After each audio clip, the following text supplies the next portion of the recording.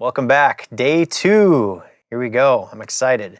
We sent both mixes off yesterday. It was a really fun day of mixing. Got a great night's sleep. We're coming back with fresh ears. We're going to be able to take a look at the notes that both artists sent over. And if we hear anything with fresh ears too, we can make some changes and continue to dig in. It's going to be a lot of fun. All right, let's go. All right, here's the first actual note. Firstly, love the liveliness and clarity of the upper mid-range, and the low end feels less tubby but still punchy. Love it. Chef's kiss emoji, wonderful. That's not really a note, but it's a compliment. I love when they add a couple compliments. It encourages us just to get started and feeling good right off the bat.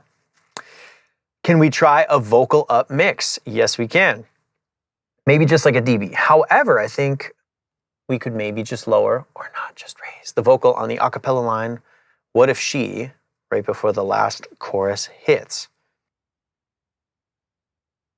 Okay. So they want to do just a vocal up overall, except for that line. So we'll start by doing the vocal up.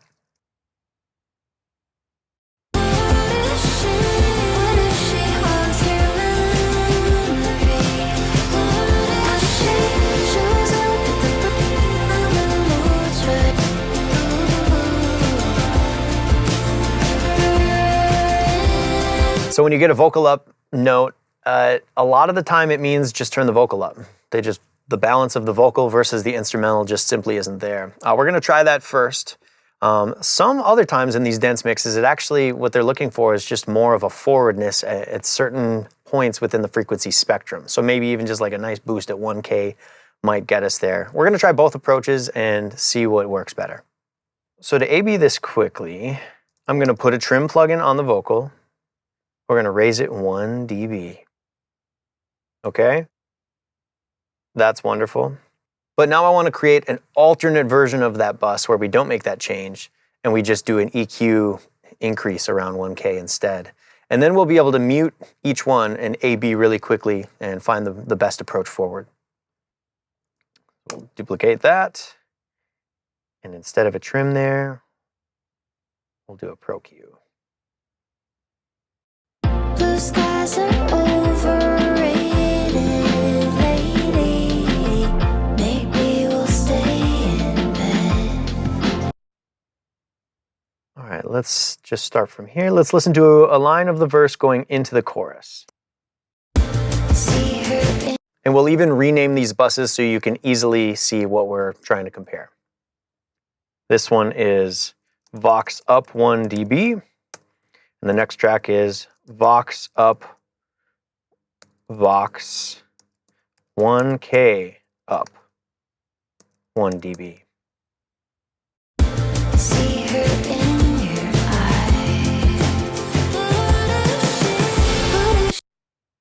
And we'll loop that section right there.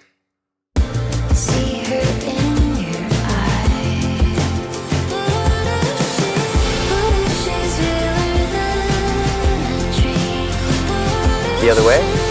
See her in your eyes. See her in your eyes. In this scenario, I think that I like the vocal up version better. The vocal EQ is already pretty balanced, and we have room to bring up the vocal in the mix. So we don't necessarily need to fight to find a place for the vocal to live. It is a great arrangement. It's really well laid out for this vocal to just come up in volume. Next note, is there too much 240 to 260 hertz in the choruses? Pretty sure it's coming from the acoustic guitars. There might be.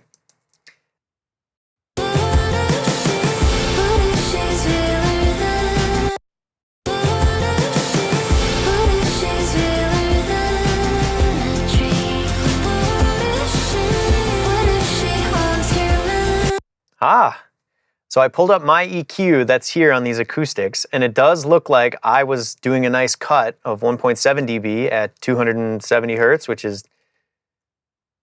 literally what the area that he's speaking about. So maybe we just need to cut a little bit more of that.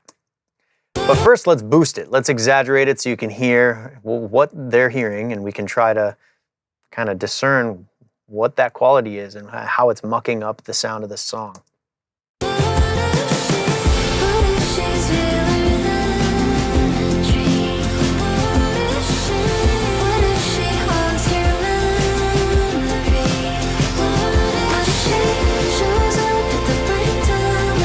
Okay, but I actually don't want to affect that band. I'm going to make an entirely new EQ just so I can keep things straight on what the original moves were and what the new moves are.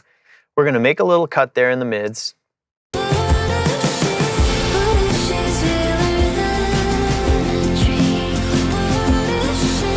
What if she haunts your memory? What if she... That's amazing. So we had this teeter-totter was tilted a little bit.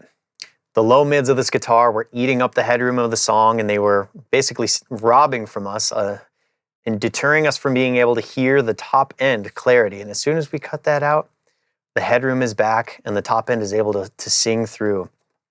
It's like magic. It's beautiful. So what we are going to do now is bypass this EQ everywhere that isn't a chorus, because that's the only time that we want to make that cut. Otherwise, because we're making this cut to the acoustic guitar, and otherwise we would be cutting that low mid information out of the verses and out of other more sparse parts of this arrangement that we want that thickness in there. So let's go in to the acoustics.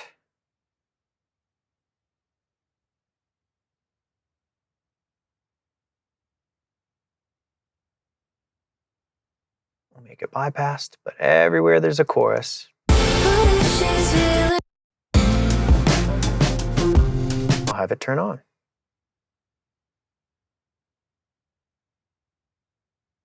Shows up at the break time when the moon's red. What if she haunts... So now you'll see with that change, anywhere where it's just verse, sparse, a couple guitars, that EQ will be bypassed, and then it's going to turn on just for the choruses.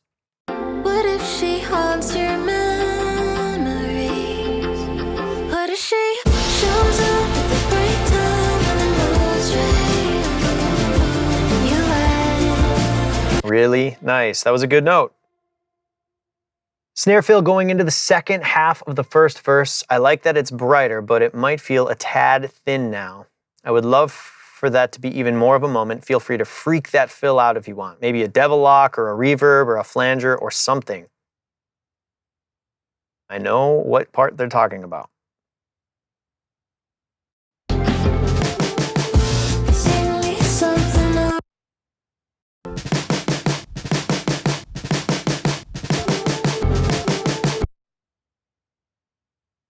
You may remember from yesterday that we added this little revibe section to this fill later in the song, which did this. I think we should add some of that. Sing me something I'll remember.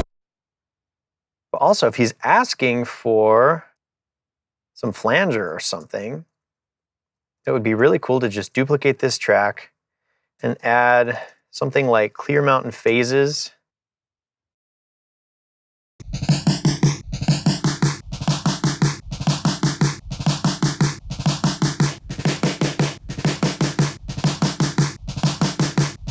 I don't know what any of these knobs do.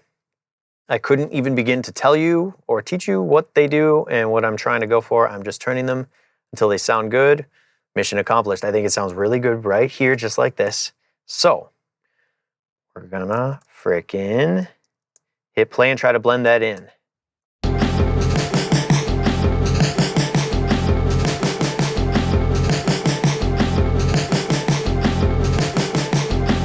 It has a little bit of a plasticky kind of vibe, and I don't know if that is enhancing things. Let's try to find that. Let's use a filter to sweep around and really identify what's contributing to that plasticky quality that at least I'm hearing.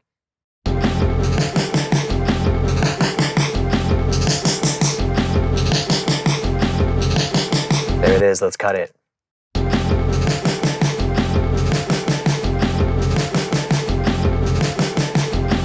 Now let's rebalance it because I don't really hear much of it. So by bringing it up now, we're going to be bringing up a lot of the mid-range since we cut the upper mids and the top end.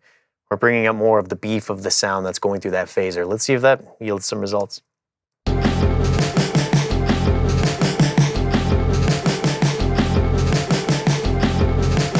And maybe we want more of this verb.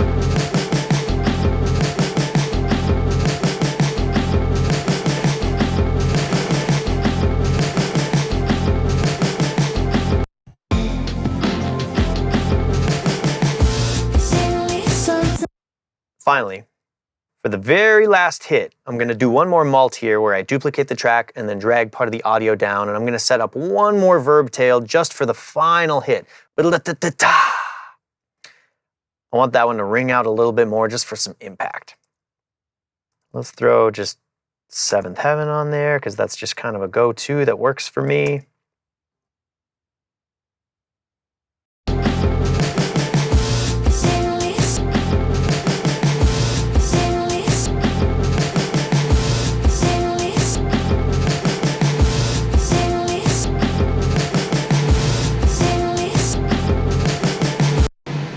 So instead of I'm getting the verb that we put on is big and boomy and is not really producing the same tone. So it doesn't sound cohesive with what we're setting up. So I'm going to do a low shelf. I'm going to pull that out.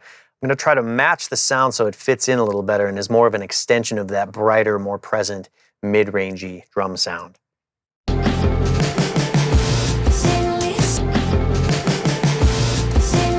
And saturating is going to be another way that we get some of those harmonics to really come to life. We use something like Saturn.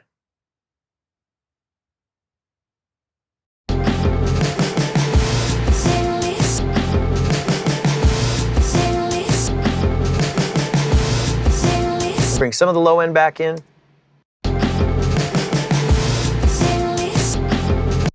Seems like it's in the ballpark. Now we just need to bring it down in volume. It's a little too intense.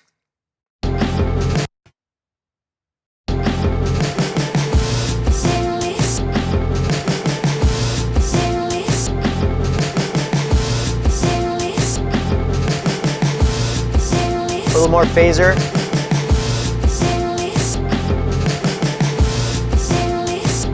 And maybe even a little LM explode right after that, just for impact.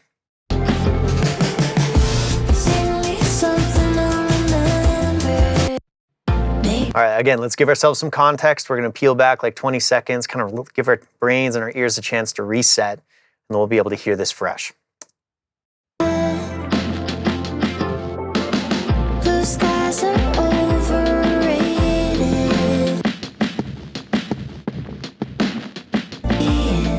And I'm hearing something crackly on this now, so I want to apply a low-pass filter.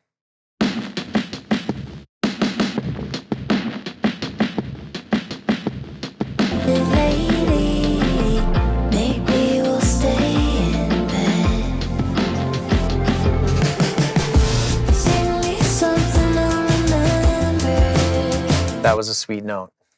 Some mixers might see notes as tedious or kind of a chore to go through, but really notes are an opportunity to elevate a song and collaborate with other great people who have an entire back catalog of experiences and skills and perspective that you don't possess. And by working together with people, the notes process brings songs to the next level and it can elevate a record. And it's a really, really, really beautiful thing. And this is a prime example of that moment right there.